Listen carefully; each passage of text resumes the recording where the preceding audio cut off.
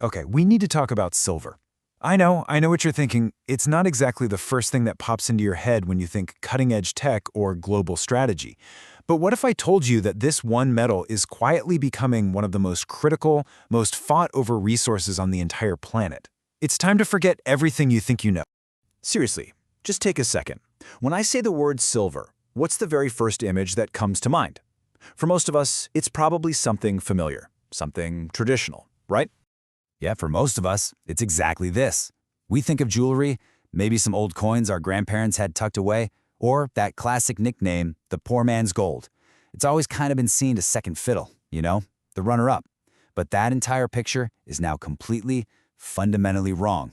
And this slide right here shows you exactly what I'm talking about. On the left, you've got the old story of silver, currency, jewelry, a pretty metal. But on the right, you have the reality of today, a strategic industrial metal that is, and I'm not exaggerating, the engine of our entire green future. So how on earth did this happen?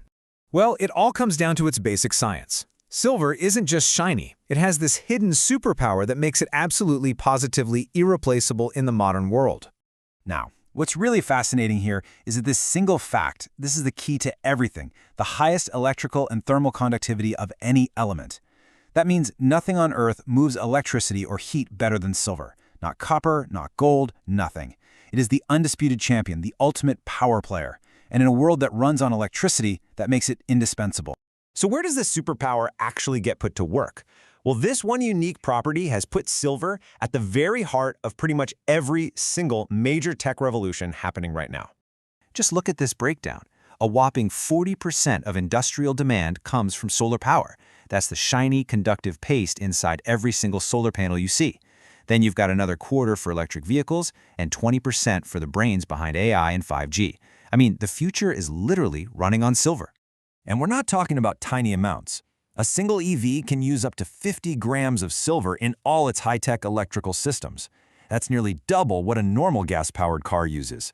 Now, multiply that by the millions upon millions of EVs hitting the road. You can start to see how this demand just explodes. And this is where it gets really interesting. It's not just companies buying silver anymore, governments have woken up. Since 2025, they've started labeling silver as a critical mineral, something essential for national security, and they've begun strategically stockpiling it. A new global race is on, not for gold, but for the one metal that powers the future.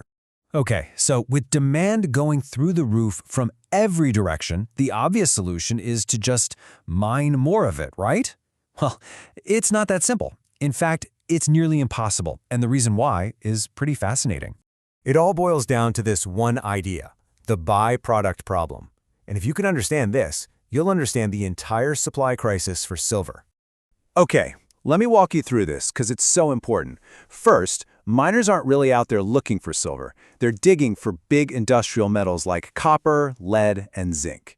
Second, a huge 70% of all the silver we get is just a small byproduct they find while mining for those other things, which leads to this crazy conclusion. The world's supply of silver has almost nothing to do with the world's demand for silver. It's tied to the demand for copper.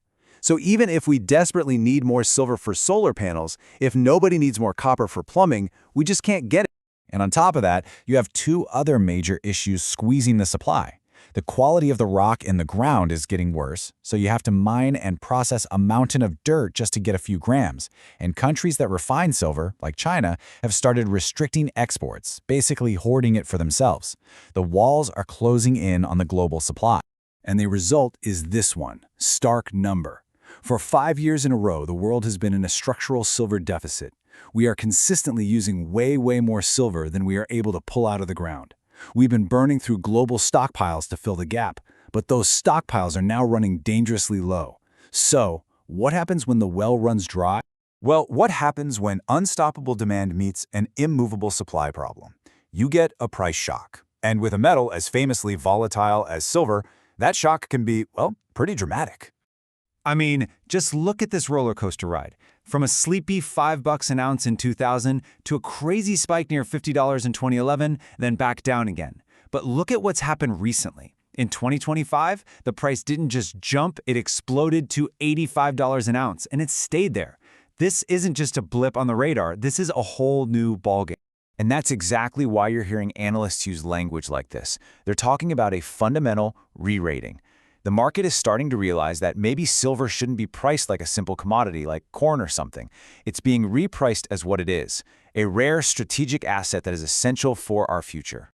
So, how are people around the world actually reacting to this new reality? Let's take a quick look at India, a country that has a deep, long history with precious metals, to see how the smart money is moving. The stakes are incredibly high. You've got major brokerages putting out these massive price targets, and it all reflects this belief that the supply crunch isn't going anywhere. And this forces anyone interested in silver to make a really important choice. How do you get exposure to it? So, let's say you're convinced. You think silver is the future. How do you get in on the action? Well, you've basically got two main choices. You can go old school and buy physical silver, actual coins and bars, which is awesome for long-term wealth preservation.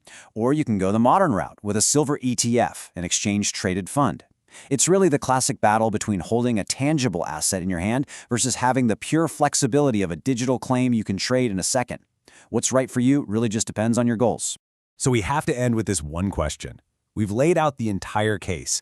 An absolute explosion in demand driven by the Green Revolution, a supply chain that's fundamentally broken and just can't respond, and now governments treating it like a strategic weapon. As the entire world races toward this green, electrified future, has this once overlooked metal become the new strategic choke point that could define the next decade?